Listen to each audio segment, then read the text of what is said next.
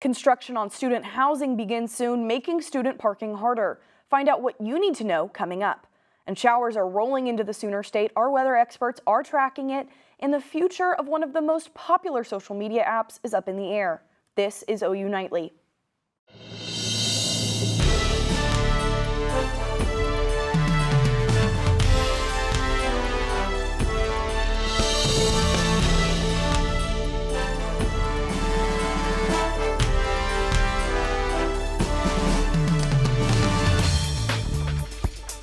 Thanks for watching OU Nightly. I'm Olivia Dague. And I'm Dacoda McDowell-Wahpekeche. We begin tonight with live coverage of how on-campus construction could impact you.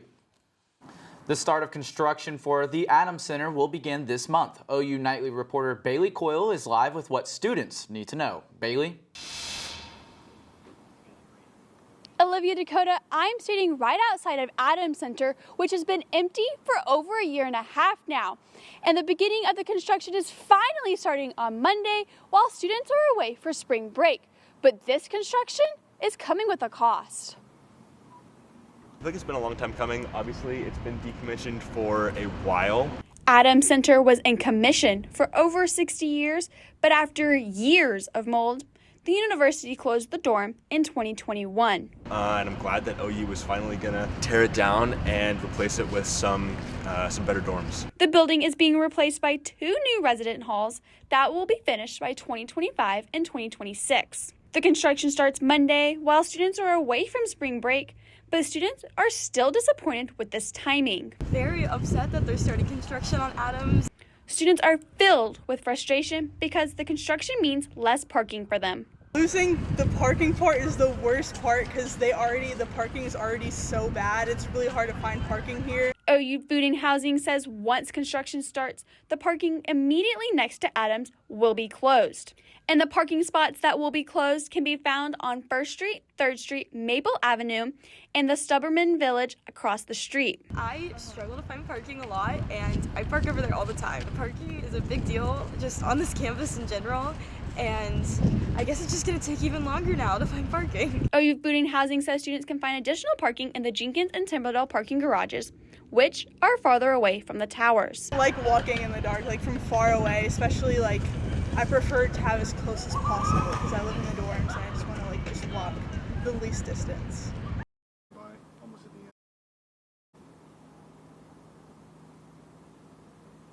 Now, anyone that is parked right up against Adams Center, such as these cars here, will need to move before leaving for spring break.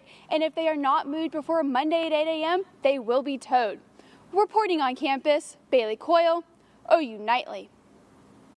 Thank you, Bailey. We got some decent rain last night, and I didn't think my shoes were going to be really wet today, but I was wrong. Time to bust out those rain boots. OU Nightly meteorologist Lauren Brand is live outside with a first look at rain totals from last night. Lauren. Yeah, guys, I haven't really been able to ditch those rain boots either, and we aren't going to be able to ditch them anytime soon. We are still seeing a few puddles here and there on campus.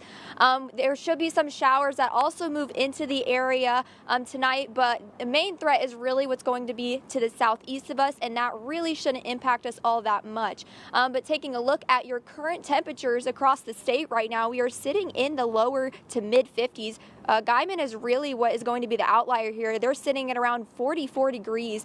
And then taking a look at your live radar right now, we aren't really seeing anything popping up, just a few showers here and there. Like I said, we could see some showers in the area, but the majority of those should stay to the southeast of us. And then looking at your hour by hour, again, we aren't really going to be cooling down all that much. You might need a jacket as you head out the door. And then coming up, I'm going to be talking about your rainy weekend, your spring break forecast, and your allergy index coming up. Thank you, Lauren. The Senate unanimously approved Senate Bill 760, which dissolves the Oklahoma Capital Investment Board.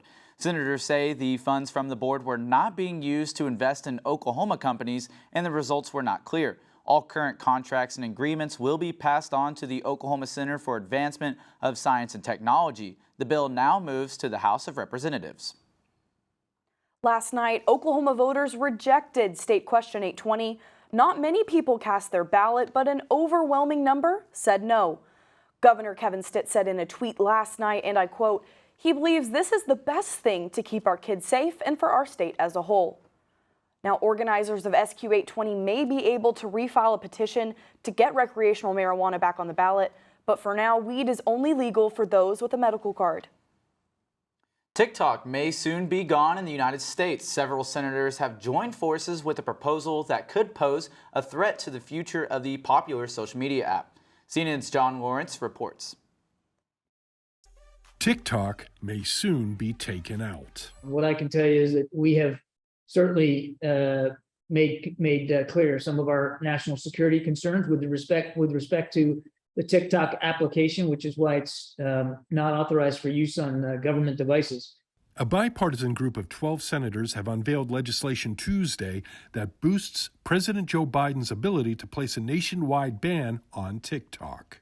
When it comes to platforms and products owned by foreign adversaries like the CCP, there is next to no transparency for users about where their data is being stored and what the information is being used for.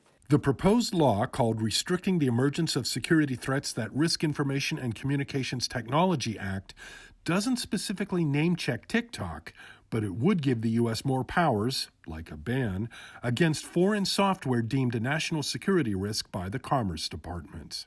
I'm really proud to support this legislation and join my colleagues on both sides of the aisle to do something which is necessary, overdue, and critical to get passed as soon as possible. TikTok spokeswoman Brooke Oberwetter issued a statement that says a possible U.S. ban would have a, quote, considerable negative impact on the free speech rights of millions of Americans. I'm John Lawrence reporting. TikTok CEO is scheduled to testify at a House Energy and Commerce Committee later this month. And Congress is taking action to address the national opioid crisis. Purpura has that story and more national headlines from the News Center. Yeah, Dacoda, Olivia, a group of U.S. Republican senators are reintroducing a bill that would label Mexican drug cartels as foreign terrorist organizations. This comes days after 2 Americans were killed by a cartel. The bill also aims to crack down on overdose deaths from opioids, a substance the CDC says makes up more than 2/3 of overdose deaths. A Marine sergeant and terrorist attack survivor gives an emotional testimony in front of U.S. lawmakers during a hearing today. Marine Sergeant Tyler Vargas Andrews shared his experience during the Kabul airport bombing when the U.S. withdrew from Afghanistan. The withdrawal was a catastrophe, in my opinion, and there was an inexcusable lack of accountability and negligence. Video from the traffic stop that led to the deadly police beating of Tyree Nichols is being delayed. According to the new court order, the video will not be released until the state and defendants can review the footage. The more than 20-hour-long video was set to be released today. And in honor of International Women's Day, Ukrainian President Zelensky took time to thank his mother and wife. Dacoda, Olivia, back to you guys. Thanks, Pepper. Now, people in one California coastal town are preparing for possible landslides. What officials are doing to prevent another disaster. And from heavy snowfall to heavy rain, one national park is still closed due to the weather. The forecast on the park's reopening date. This story when we return.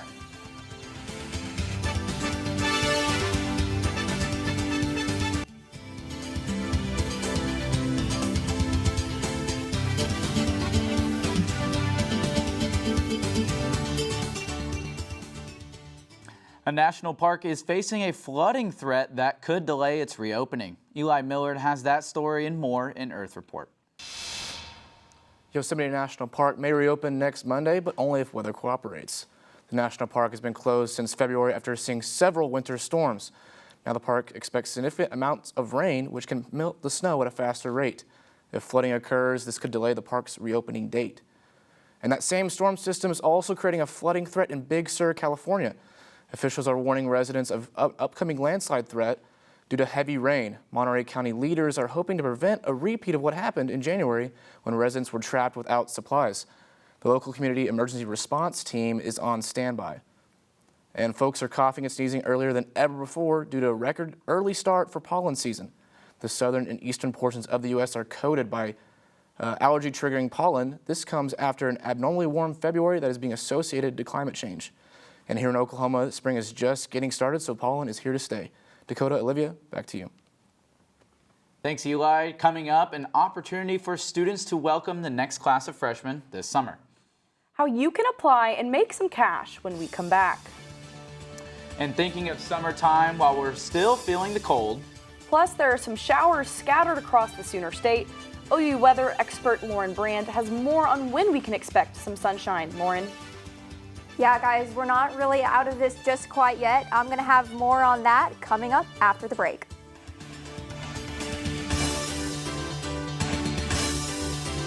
So, OU Nightly, right now we are taking a live look at your radar right now.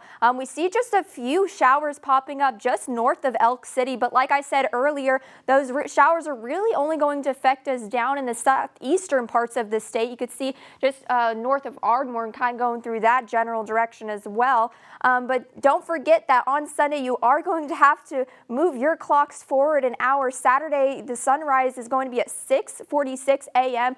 But then once we have that time change, it's really not going to, the sun isn't going to rise until 7:45 a.m. So definitely make sure you want to turn those clocks forward so you're on time to wherever you need to be. But looking at your rainfall accumulation, these storms that moved through the area definitely dumped a little bit of rain on us. Here in Norman, we're seeing just a little bit over an inch of rain here. That Tulsa Metro is really where they got the majority of that rain, and even over a little bit by Ardmore as well. And I've had the sniffles lately. I'm sure you have had them too. Eli was mentioning earlier that we have had some record tree pollen here, and that is going to be at a high right now. So if you've had the sniffles lately, it's because of that tree pollen that we've seen.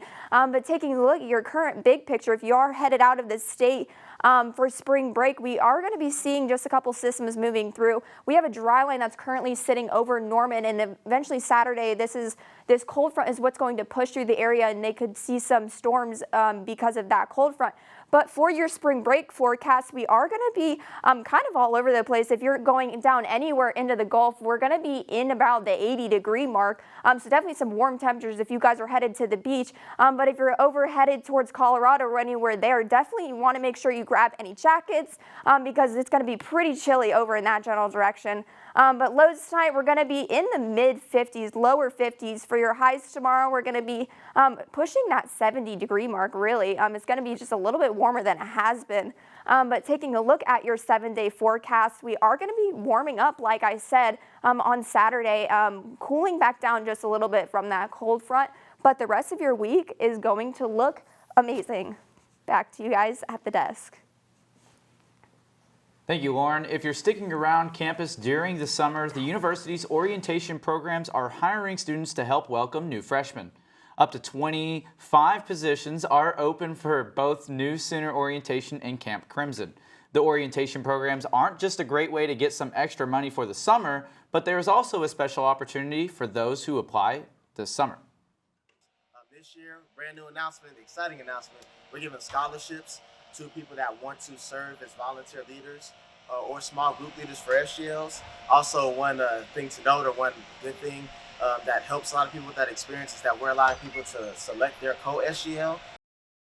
The deadline to apply for all positions is this Friday by 11:59 p.m. For more information, you can email campcrimson@ou.edu.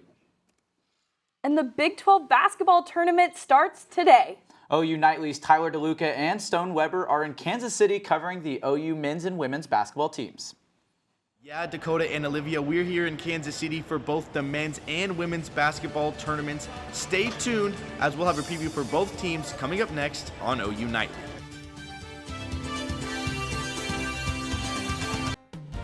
Tyler DeLuca here in Kansas City, and I'm joined by Stone Weber. We are here covering both the men's and the women's Big 12 basketball tournaments, and the men's tournament is kicking off tonight with an in-state rivalry matchup. Yeah, Tyler, that's right. Oklahoma takes on Oklahoma State for round 3 of Bedlam. And even though Porter Moser's squad is coming into this tournament as the lowest seeded team, he knows that anything can happen in the month of March. Fighting for the things you believe in and no let up. And, we haven't always played our best.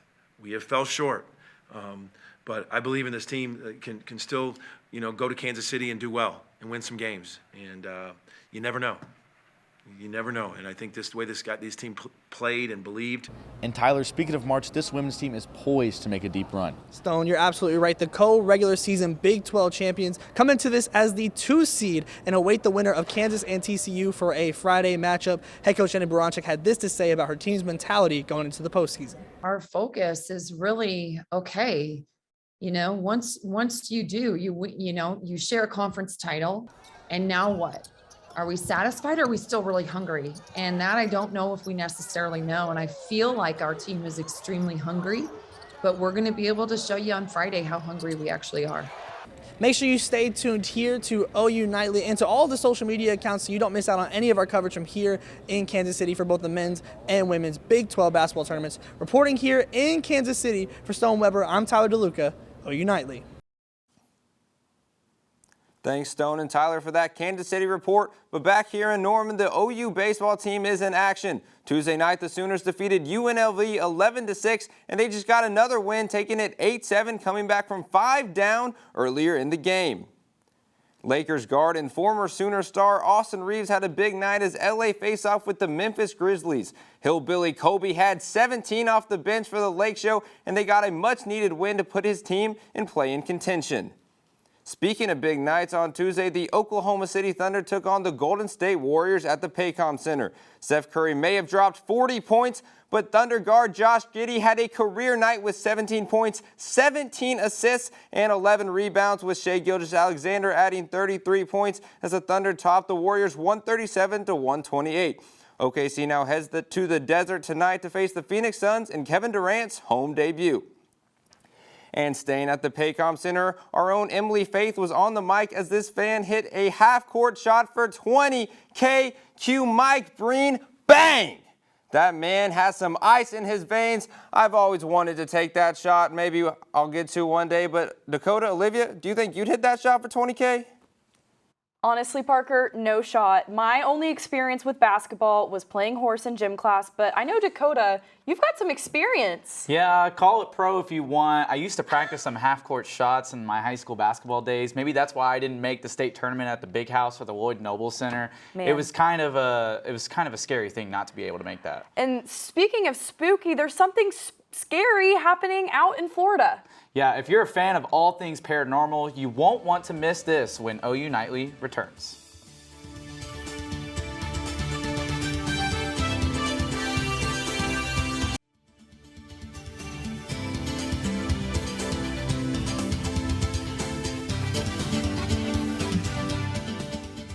Dacoda, how does a relaxing stay in Florida sound? That sounds great, but if it looks like this place, I might be a little bit too creeped out to sleep. Now check this out. Beautiful on the outside, spooky on the inside, with Ouija board and graveyard-themed rooms. A couple who do a paranormal history podcast were inspired to make a haunted bed and breakfast. You can stay there for $175 a night. I don't know if I want to stay there. But speaking of scary, for me at least, losing an hour of sleep. Yeah, that's right. It's a reminder. Here's a reminder to spring forward in our weekend forecast from Lauren Brand. Lauren? Yeah, guys, I'm definitely not excited about that either. It definitely feels like a little bit more of the Sunday scaries there, right? But taking a look at your hour by hour, if you're headed out tonight, we aren't really going to be cooling down all that much. 52 degrees at 4, 53 degrees at 6, and then it just starts to cool down just a couple of degrees, really. You're going to have mostly cloudy skies, and those showers, like I was mentioning earlier, are really going to start impacting us around that midnight mark. But again, just a few showers, maybe a little bit of thunder here and there, but nothing other than that. The winds are going to be just around 5 miles an hour, so not all that breezy, but if you are headed out tonight, definitely grab that jacket. But like I said earlier, you want to make sure that you put those clocks forward an hour. Saturday, we're gonna have the sunrise at around 6:46 a.m., but when we push those clocks forward an hour, we're gonna be at 7:45 a.m. for that sunrise. And then sunsets are gonna be around that 7 o'clock mark too. But as for your 7-day forecast, Thursday we're going to have those rain chances. Saturday we're going to be warming up just a little bit of a cool down after that cold front moves through the area. but the rest of your week looks pretty mild. Back to you guys at the desk. Thanks, Lauren, and thank you for watching OU Nightly. That's all we've got today. I'm Olivia Dague. And I'm Dacoda McDowell-Wahpekeche. Be sure to tune in weekdays live at 4:30. Good night.